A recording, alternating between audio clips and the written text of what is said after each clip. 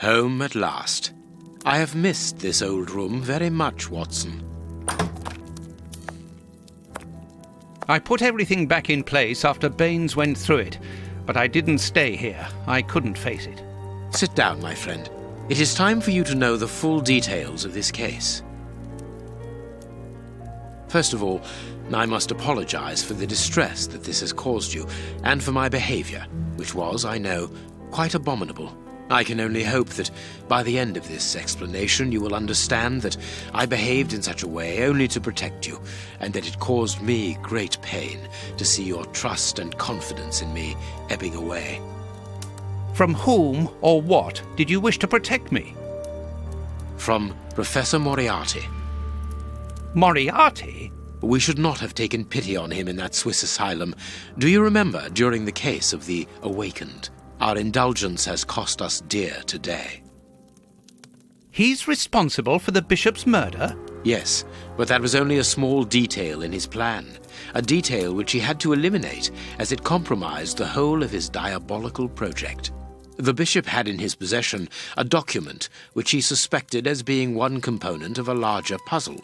The ramifications were unknown to him, but he considered the matter as sufficiently important that he should consult me.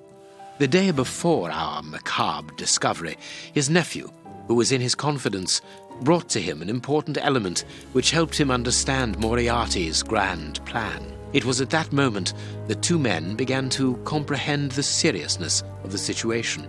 The bishop then decided to contact me. Against his nephew's wishes? Was that what they argued about? Yes, but Moriarty found out that the bishop knew of his projects, and he arranged for his murder. The murderers were also supposed to bring back the document that the nephew, young Hampford, found, but they were unable to open the safe. What was the document? Evidence of Prince Woodville's implication in the project. The nephew must have retrieved it from the Royal Archives, where he worked.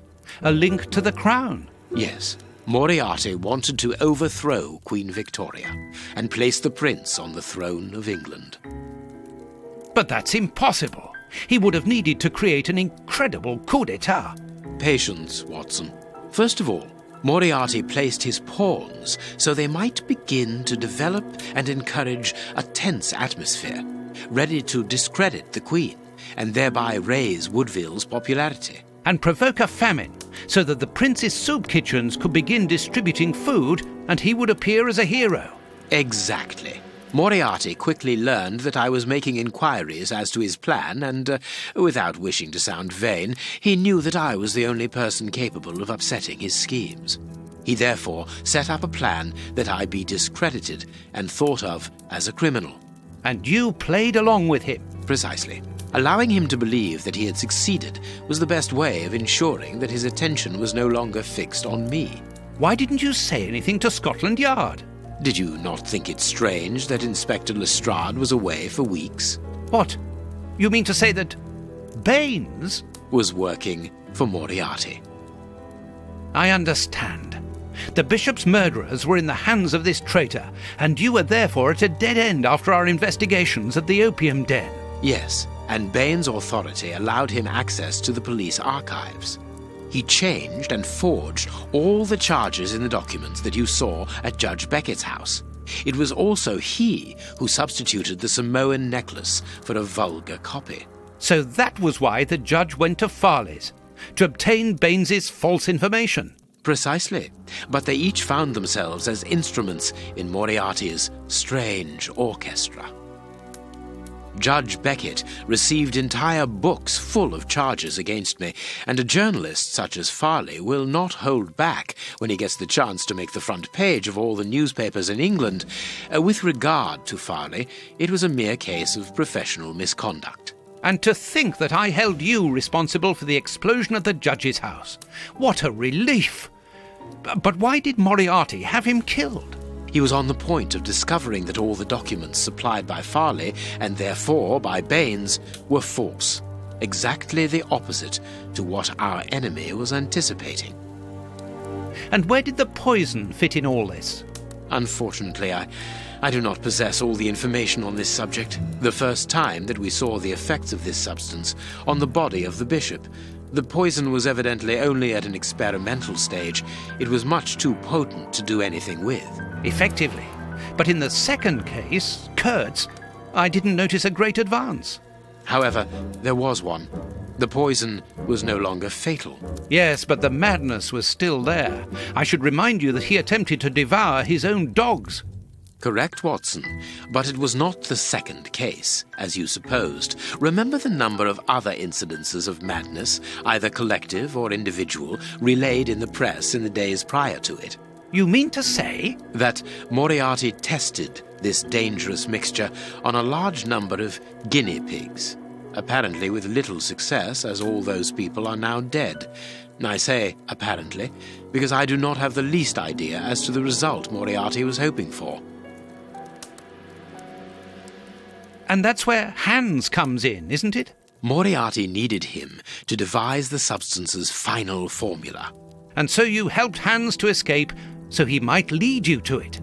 Yes, but things did not go as I had planned. The professor's men got their hands on him just after his escape. And you lost his trail. Yes, but I doubted that Moriarty would take Hans to his lair. To find him, I had only one trail, the bomb placed at the judge's house. The trail of the 3 Russian brothers.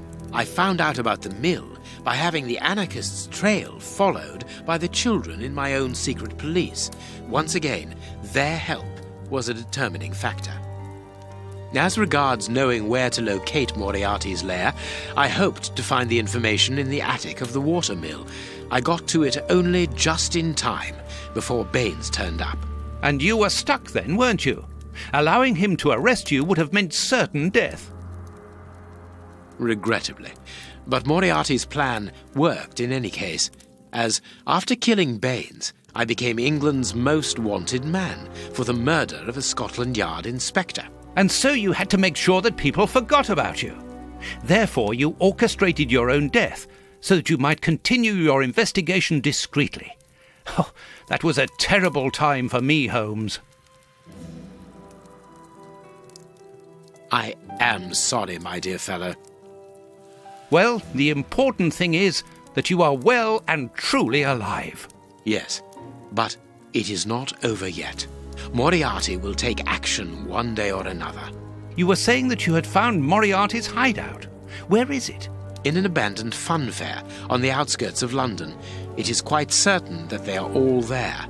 Shielman, the Prince, and of course, Moriarty. If Moriarty puts the Prince on the throne, he'll have his hands on the reins of the kingdom. Her colonies, her diplomatic network, her riches, everything. Yes, including the army, the war fleet, everything he needs to help him conquer Europe. And eventually, I suspect, the world. Holmes, we have to be quick. His plan hasn't been put into action yet. Perhaps it's not too late. Let us go immediately, Watson.